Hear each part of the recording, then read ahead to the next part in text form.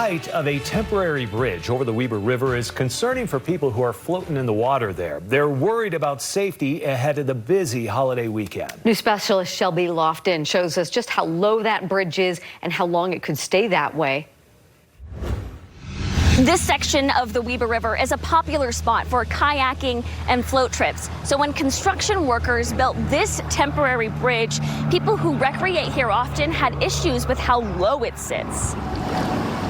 It's a very freeing sport. Spring runoff has made for some exciting trips down the Weber River. There's going to be hundreds of people in this parking lot. This 4th of July, huge crowds are expected along this stretch in Croydon. The general public going up, the college students. Kayaker Corey Redmond says there's one big problem. They're just going to come in blind to these corners. This temporary bridge sitting just inches above the water. It kind of ruins the recreation of the whole sport. The bridge that was there previously was approaching 100 years old. UDOT says the highly trafficked area needed a replacement. The bridge height is not that different. And in fact, the new bridge that we're installing, when the permanent bridge is finished, it's only going to be about a foot higher. Redmond says he was able to go underneath the old bridge, depending on how high the river was. You would have to bend forward a little bit, but you would be able to fit under there. He says the signs Enter at your own risk. aren't adequate. I would not let my kids enter at their risk for that. He worries, especially if people are drinking,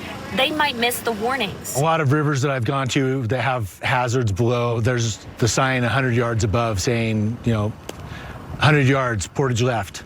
Danger or exit now. UDOT says there are no plans to add more signage, but they'll look into the complaint. Shaw said everyone enjoying the outdoors needs to come prepared. Be prepared to encounter, the things that might happen when the flows are this high like they are now. Construction of the permanent bridge is set to begin in the fall when the river levels are lower.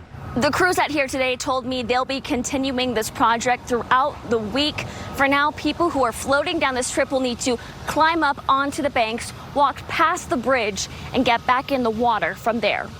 Shelby Lofton, KSL 5 News.